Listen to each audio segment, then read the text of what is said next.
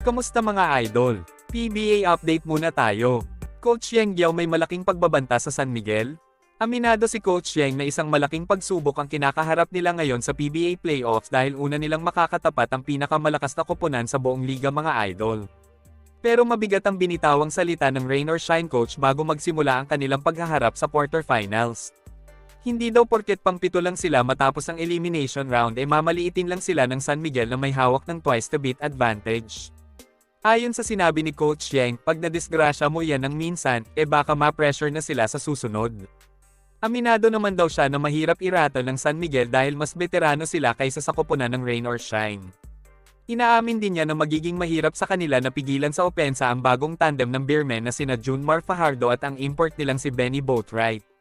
Sabi ni Giao sa kanyang interview, malaking problema talaga si Junmar at saka si Boatwright. I think their combination is I wouldn't say unguardable. But parang version sila ni Arwind and Junmar. Only Boatwright is probably a better shooter and a bigger player who can also post up. Maliban kina The Kraken at Boatwright, napapaligiran din sila ng mga talented players kagaya nina CJ Perez, Jericho Cruz at Don Trullano. Kaya naman may malaking plano si Giao na sa tingin niya uubra para patalsikin ang San Miguel sa quarterfinals.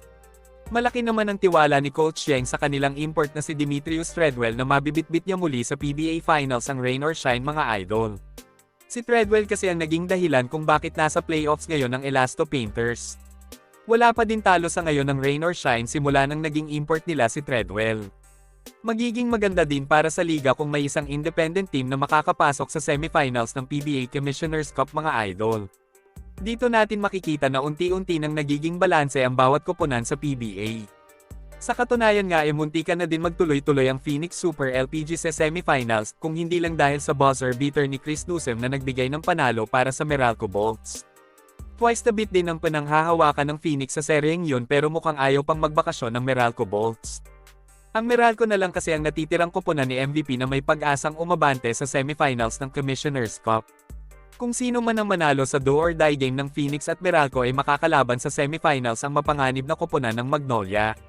Pinabagsak ng Magnolia ang TNT Tropang Giga na sister team pa man din ng Meralco Bolts mga idol. Inaasahan naman na dalawang sister team ng SMC Group ang posibleng maglaban sa PBA Finals mga idol. Hawak din kasi ng Hinebra at SMB ang twice the beat advantage sa kanilang kalaban. Sakaling makausad patungo sa semifinals ang dalawang magkaribal na sister team, ang Beermen at Hinebra din ang magbabakbakan para makausad patungo sa PBA Finals, na posible namang makaharap ng isa pang SMC team na Magnolia Hotshots. Hanggang dito na lang muna mga idol. Maraming salamat sa panunood. Kita-kits ulit tayo sa videos na aking ipapalabas patungkol sa basketball.